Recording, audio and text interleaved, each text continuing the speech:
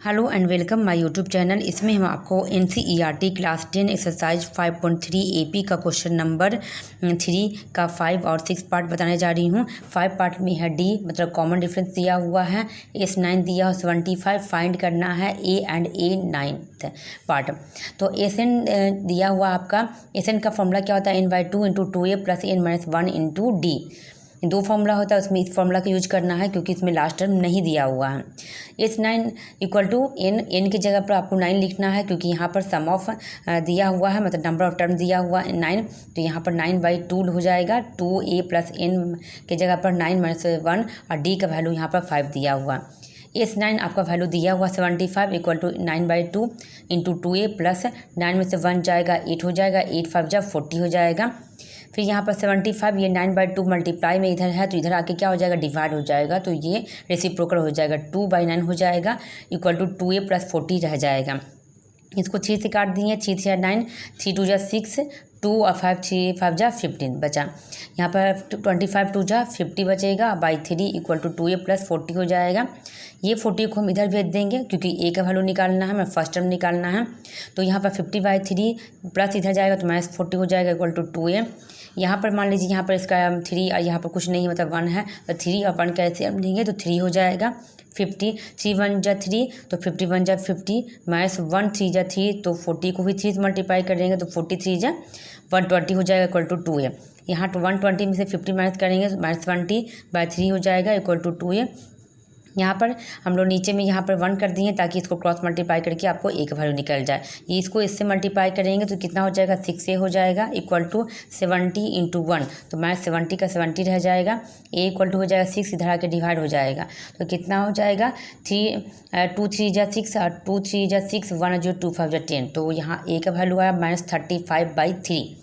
अब आपको A का वैल्यू निकल गया तो A 9th टर्म निकालना है। तो 9th टर्म निकालने के लिए हम लोग यहाँ पर कैसे निकालते हैं, A + 8D और 9 है तो आपको क्या लेना है, A + 8D लेना है। A कांस्टेंट रहेगा, जो जितना रहेगा यहाँ पर दिया उसके जैसा आपको एक कम करके यहाँ पर 8D और यहाँ पर 18 रहेगा तो A + 9D इस तरह से लिखना है आपको। A की जगह पर -35/3 + 8 × D का वैल्यू 5 दिया हुआ है, -35/3 + 8 5 जा 40 हो जाएगा। 3 और 1 कैल्शियम लेंगे तो 3 हो जाएगा, -35 और 43 जा 120 हो जाएगा। तो ये दोनों को मैच करने पर आपका A 9th टर्म जो है वो कितना आ रहा है, तो 85/3 आ रहा है। इस तरह से आपको दो वैल्यू निकालना था, A और A 9th टर्म, तो दोनों का आंसर इस तरह से आपको निकालना है। दूसरा टर्म है 6 टर्म में है, A = 2 है, D दिया हुआ है 8 मतलब कॉमन डिफरेंस, फर्स्ट टर्म दिया हो SN दिया हुआ 90 फाइंड N एंड AN। इसके पहले मैं आपको n नंबर ऑफ टर्म दिया हुआ था क्योंकि 9 दिया हुआ था यहाँ पर SN दिया हुआ 90 find N and AN term find करना। तो आपको SN का फॉर्मूला क्या होता है, n/2 × 2A + n-1 × D। SN का वैल्यू कितना दिया हुआ, 90 दिया हुआ, नंबर ऑफ टर्म नहीं दिया हुआ है, n/2 हो जाएगा, 2 × A का वैल्यू 2 दिया हुआ है + n-1 D का वैल्यू 8 दिया हुआ। ये देखिए इसको क्रॉस मल्टीप्लाई अगर करते हैं तो क्या हो जाएगा, 90 × 2 हो जाएगा। इनको हम इधर ही रहने दिए हैं, ये से इसको मल्टीप्लाई कर सकते हैं। तो जैसे मान लीजिए यहाँ पर 1 लेते हैं, ये इसके साथ मल्टीप्लाई हो जाएगा, इनको इधर रहने दिए, 2 2 जा 4 हो जाएगा + n-1 × D। 92 जा 180 हो जाएगा, n × 4 प्लस हो जाएगा, 8 को n से मल्टीप्लाई करें 18 हो जाएगा, 8 को -1 से मल्टीप्लाई करें तो -8 हो जाएगा। 180 का 180 रहने देंगे, n हो जाएगा, 8 में से 4 जाएगा -4 हो जाएगा + 18 हो जाएगा।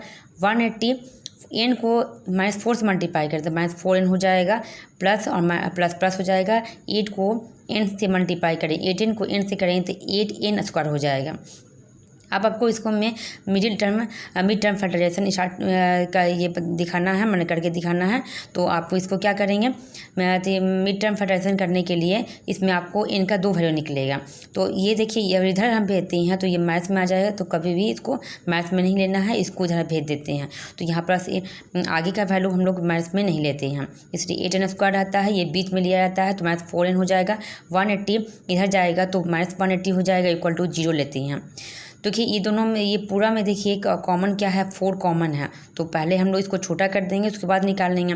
तो 4 कॉमन हो जाएगा, तो 4 टू जा एन स्क्वायर हो जाएगा। यहाँ पर 4 कॉमन है तो एन बचेगा। यहाँ पर 4 4 जा 16 हो जाएगा, 2 0 4 5 20 हो जाएगा, इक्वल टू 0। 4 इधर आके कैंसिल हो जाएगा, तो सिर्फ ये बचेगा 2n square minus n minus 45 equal to 0। देखिए अब मिड टर्म फैक्टराइजेशन कैसे करती हैं, ये दोनों को मल्टीप्लाई करने पर कितना आना चाहिए, 45 टू जो 90 आना चाहिए, और ऐड या मैच करने पर n आना चाहिए। तो वही करती हैं, जो है पहले उसको उतार लीजिए, लिख लीजिए 2n स्क्वायर, फिर मैच 45 को यहाँ पर लिख देंगे।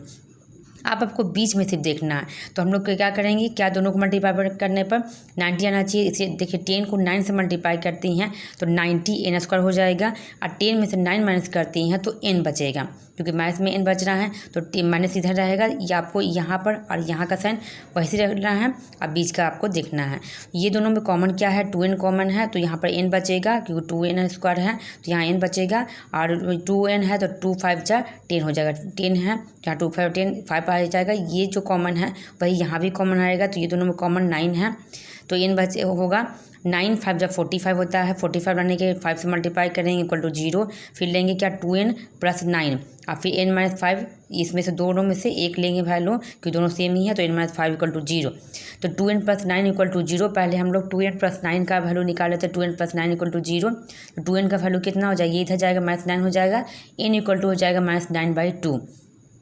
अब ये दूसरा देंगे n minus 5 equal to 0, n equal to कितना हो जाएगा, इधर जाएगा तो प्लस 5 हो जाएगा। तो आपको ना फ्रैक्शन का नंबर को से नहीं निकालना है, आपको n का वैल्यू ये लेना है, क्योंकि जो नंबर ऑफ टर्म होता है वो फ्रैक्शन में नहीं होता है, तो इसलिए हम लोग इसका वैल्यू लेते हैं, ठीक है। तो फिर उसके बाद an का वैल्यू निकालना, an इक्वल टू फॉर्म होता है a plus n minus 1 into D. ये देखिए फ्रैक्शन में है इसलिए इसको नहीं ले रहे हैं, इसको ले रहे हैं। n equal to a plus n minus 1 into d. a5 निकालना है, यहाँ पर a5 इसे निकालना, क्योंकि हम लोग नंबर टर्म कितना ले रहे हैं, 5 ले रहे हैं, और a का वैल्यू 2 दिया हुआ है, और प्लस n का वैल्यू 5 है माइनस 1 इंटू डी का वैल्यू 8। तो a5 कितना निकलेगा, 2 हो जाएगा, 5 में से 1 जाएगा 4 into 8, a5 equal to 2 plus 8 4 जो 32, तो 32 में 2 ऐड करेंगे 34 हो जाएगा। इस तरह से आपको निकालना है। आपको मेरी वीडियो अच्छी लगी तो please subscribe, like and share. Thank you.